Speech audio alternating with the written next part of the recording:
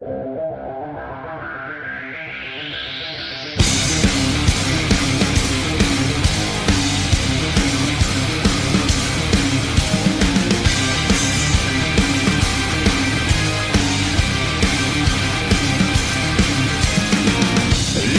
up, there's not a moment to spare. It's quite a drop from the top, so how you feeling down there? It's a cold, cruel, harsh reality. Caught, stuck here with your enemies. Who do you think you are?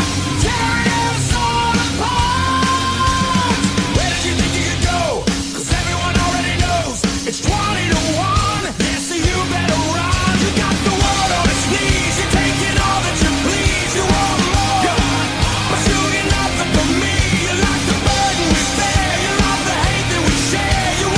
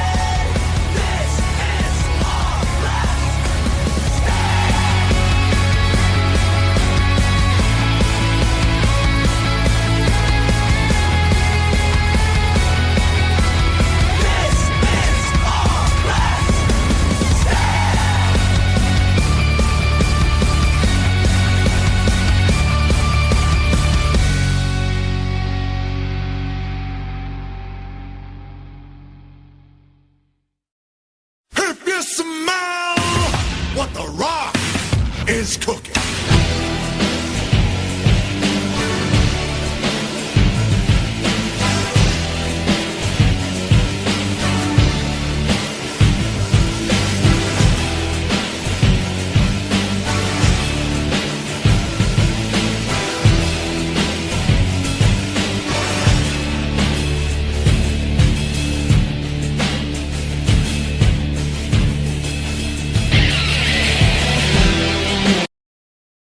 Voices in my head, they count to me, they understand, they talk to me.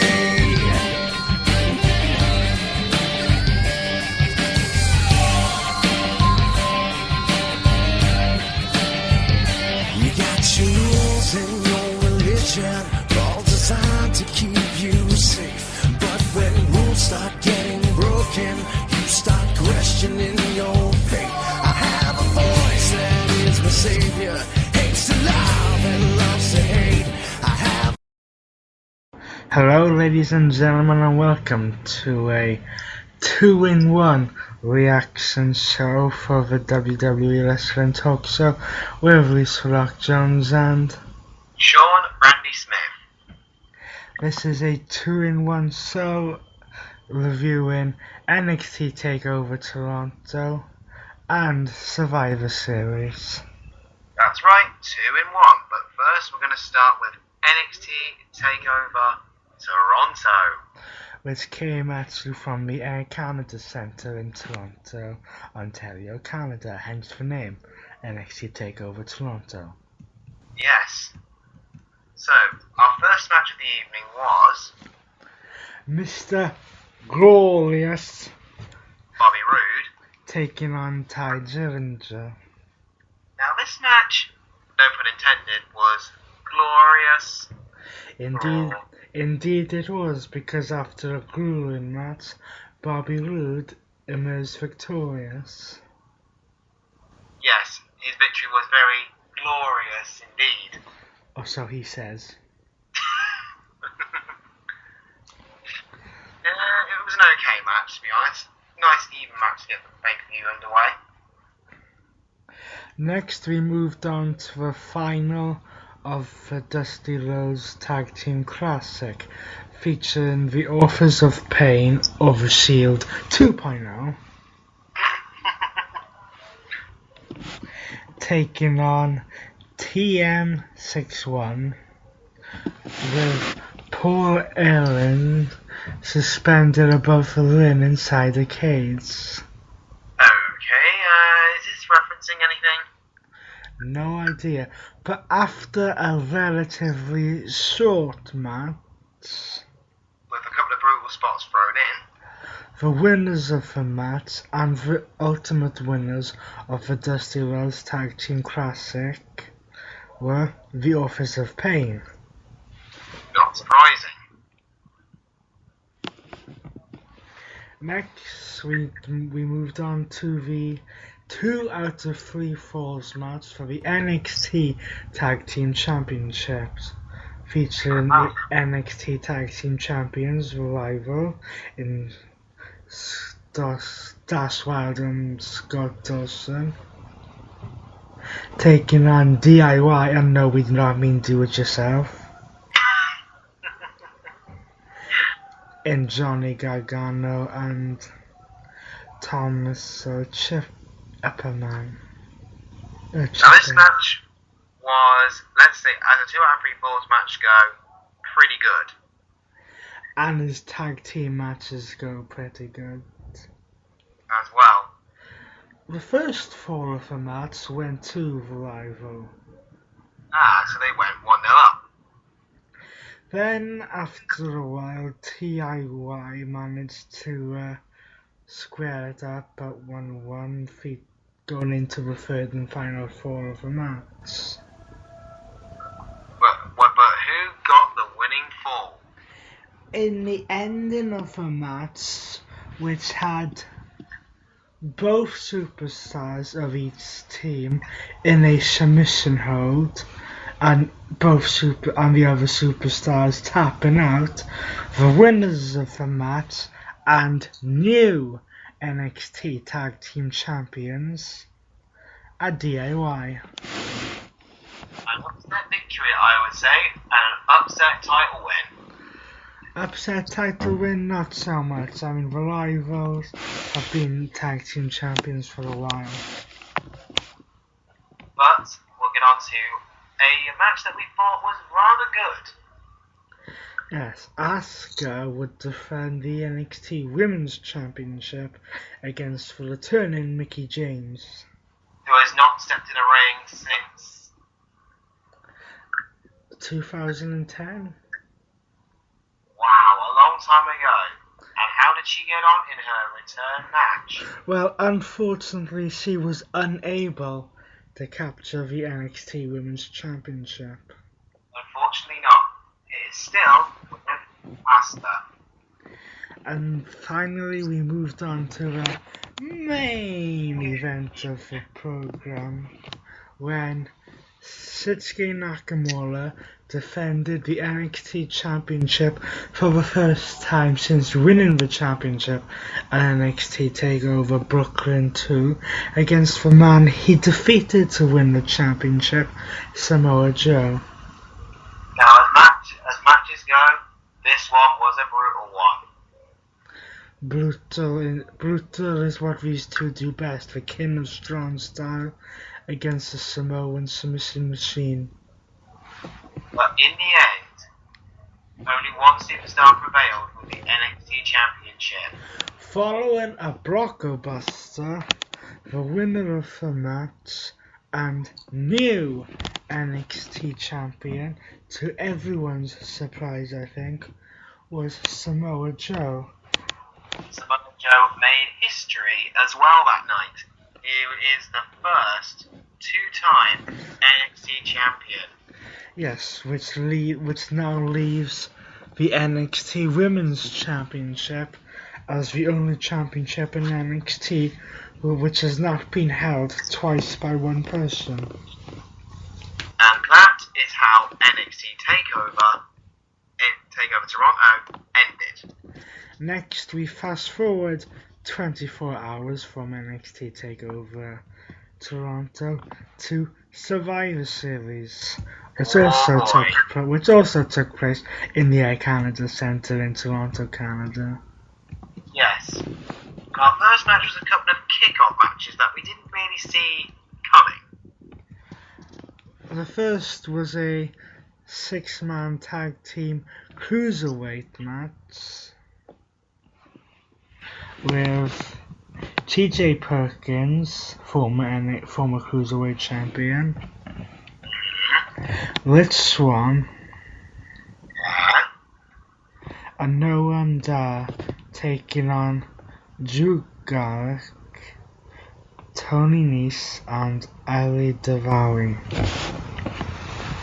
Let's just safely put the winning team in the match was TJ Perkins, Rich Swann, and Noam Dar. And the next kickoff match, again, was another match we didn't see coming. It's a match which is more common if you follow SmackDown. It was Kane taking on Luke Harper. Oh, yes. Definitely. But the winner of the match, surprisingly, and we had no outside interference from the rest of the Wyatt family, was Kane. Yes. Very surprising result there. But then we moved on to the main card. Which started off like this. It started off with the women's 5-on-5 traditional Survivor Series elimination match, with Team Raw featuring Charlotte, Sasha Banks, Bayley, Alicia Fox, and Nia Jax. Taking on Team SmackDown, which compiled of... Well, Team SmackDown was originally advertised as Nikki Bella, Carmella, Alexa Bliss, Naomi, and Becky Lynch. However, as Nikki Bella's music hit and she was due to make her entrance, we found her to be attacked backstage meaning that Natalia, who was originally the team's coach, had to take over. Because Nikki Bella was found backstage unconscious.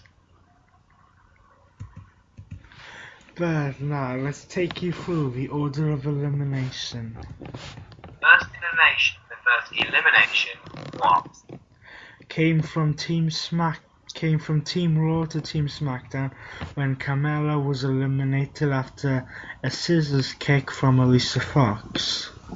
elimination number 2. Came from SmackDown when Alicia Fox was eliminated after a twisted bliss from Alexa Bliss. Elimination number 3. Naomi was counted out from Team SmackDown. Then the next elimination came from Sasha Banks was eliminated from Team Raw following a roll-up. Really a surprise there.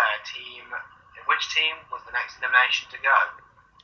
Natalia was then eliminated from Team SmackDown following a big boot from Charlotte. Then the next elimination went to Nia Jax was then eliminated from Team Raw following the disarmer from SmackDown's Women's Champion Becky Lynch. Then the next elimination was Alexa Bliss was eliminated from Team SmackDown with another big boot from Charlotte. And then the final elimination came when Becky Lynch was hit with a Bailey to belly suplex. But thus the winning and surviving women's team was Team Raw, with the survivors being Charlotte and Bailey. However, after the match, Charlotte attacked Bailey. Why am I not surprised? After this match, we moved on to the Intercontinental Championship match, which had The Miz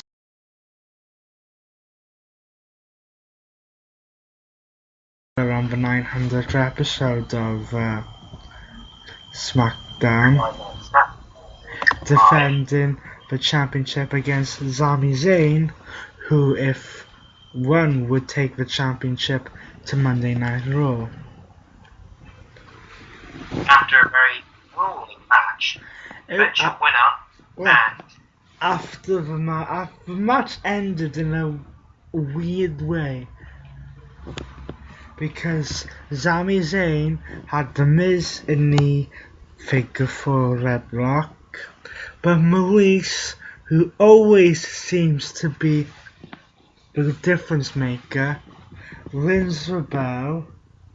The referee waves it off, but Sami Zayn thinks he's won.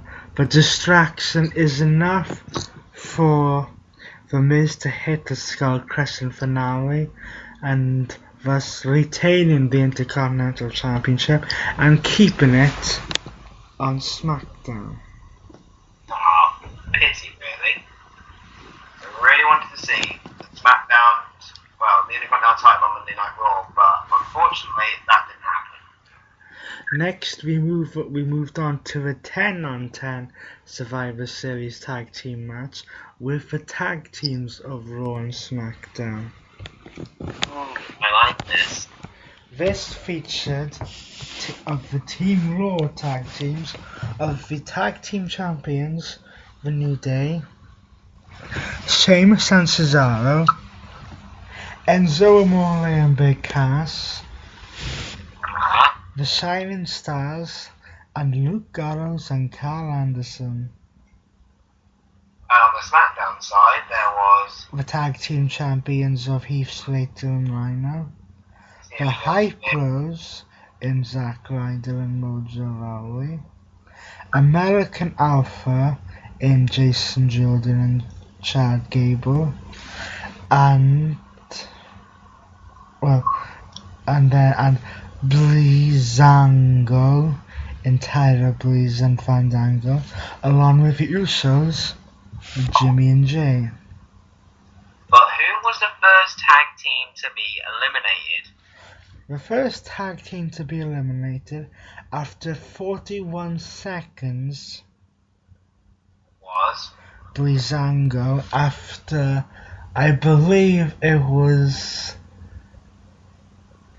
Tyler Breeze who got pinned after the midnight hour from the New Day. not surprising. Then the next elimination, the second elimination of the match went to The second elimination match after 1 minute and 6 seconds was the New Day following a super kick from the Usos. Ouch. The third elimination of the match went to The Hypros were eliminated when I believe it was Zack Ryder was pinned following the Magic Killer. the next elimination went to The Shining Stars following a elevated diving bulldog, and I can't remember on which one of the Shining Stars was pinned. the next elimination on which team went to American Alpha were eliminated when I believe it was Chad Gable, or no one I'm so certain, was hit with a magic killer by Luke Gallows and Carl Anderson. and the next elimination went to Luke Gallows and Carl Anderson were eliminated after Luke Gallows, I believe it was hit with a gore from Rhino. and the next elimination went to Heath Slater and Rhino were eliminated following a Buddha Boom Shakalaka from Enzo Amore and Big Cass. I believe that was done on Heath Slater. the final elimination went to Don't jump the guns yet. Enzo Amore and Big Cass were eliminated following a Samoan splash to Enzo Amore. okay, And then the Usos were eliminated following a move which has become synonymous with Survivor Series, the sharpshooter. oh yes, for all the wrong reasons. And then The winners of that match were Team Raw, and the sole survivors were the tag team of Cesaro and Sheamus, or Team Hell No 2.0. lol.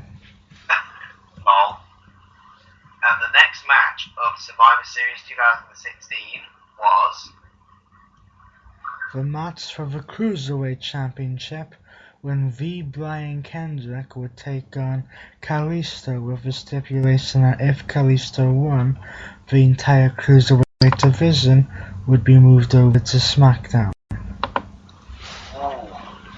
But and as a cruiserweight match went, this one was actually pretty good. Yes, it was good, but the ending just annoyed me a lot. Couldn't agree more with that. Because just when it looked like Kalisto was on the verge of winning the match and bringing the Cruiserweight division to SmackDown, we see the man who was originally supposed to be on the men's team SmackDown, Baron Corbin, appear and get Kalisto disqualified. So in any event, the cruiserweight division stays on Monday Night Raw. The next match was the men's 5-on-5 traditional Survivor Series match. And this is the Big Daddy match here. we had Team SmackDown in the WWE World Champion AJ Styles, Dean Ambrose, Randy Orton, Shane McMahon, and Bray Wyatt, with James Ellsworth as the mascot. taking on Team Raw in the Universal Champion Kevin Owens, his best friend Chris Jericho, the United States Champion Roman Reigns, Seth Rollins, and Braun Strowman. Now, who's one of the first to be eliminated? The first to be eliminated from this match was Team SmackDown member Dean Ambrose following a running power slam from Braun Strowman. The next elimination was following a Shane McMahon flying elbow through the announce table, one of the announce tables, and given an assist to James Ellsworth, Braun Strowman from Team Raw was counted out.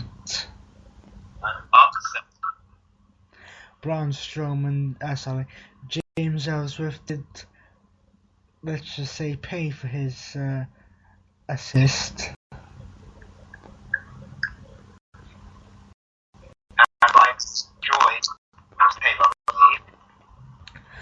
The next person to be eliminated from Team Raw was Kevin Owens, who was disqualified after hitting AJ Styles with the List of Jericho. Which Jericho didn't much appreciate. And moments after that, Chris Jericho from Team Raw was eliminated with an RKO from Randy Orton. Yep, I have Chris Jericho. Next to be eliminated was Shane McMahon, but I'm not convinced that this elimination went to plan, because Shane McMahon went for coast to coast, was hit with a spear in midair from Roman Reigns, but and was hit, and his head hit awkwardly onto the mat. It looked like he was concussed or something, but he still kicked out on the 2 counts. The referee was not sure what to do there. We think it was just a reflex, but following that, the referees determined that Shane was unable to continue, thus eliminated him. And during this whole sequence, on a very rare occasion, Randy Orton broke character to comfort one of Shane McMahon's sons, who was in the front row ringside. I did do that.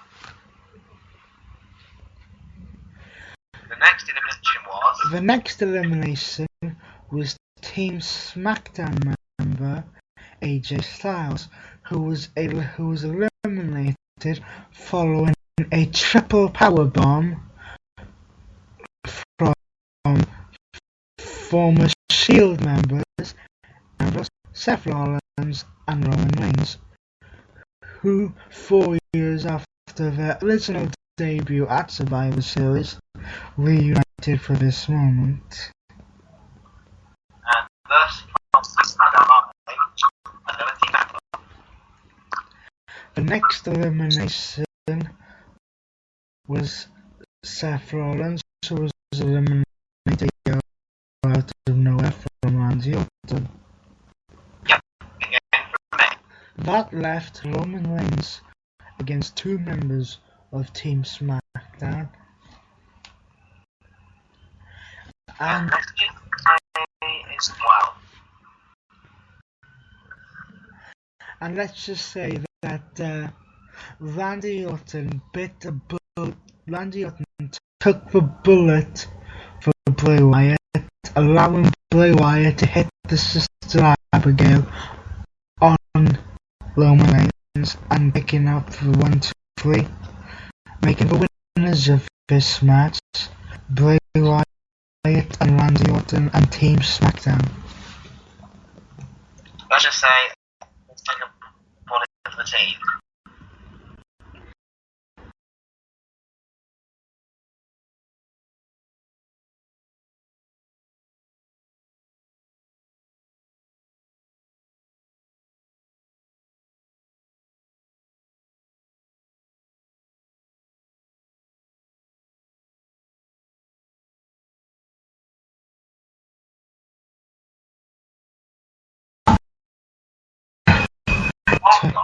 Took on Goldberg.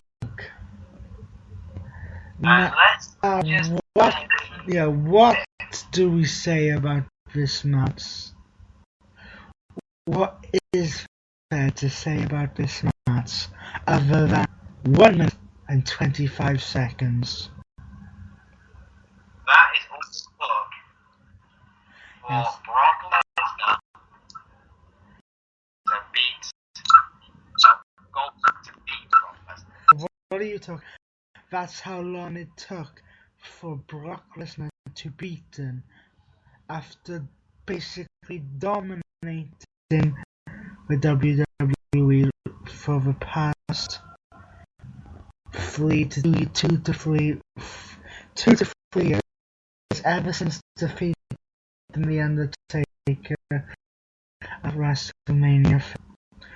Lesnar is defeated in 1 minute and 25 seconds, following 2 spears and a jackhammer from Goldberg.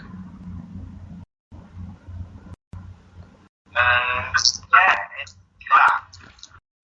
Who then, the next night on Raw, announced that he will enter the Royal Rumble match in January.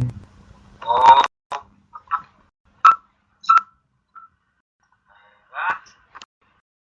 Survivor Series.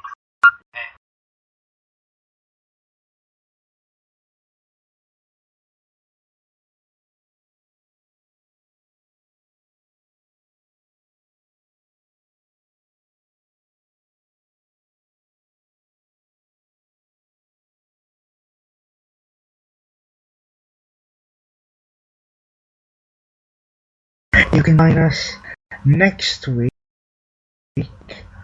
when SmackDown brings you ladders and chairs.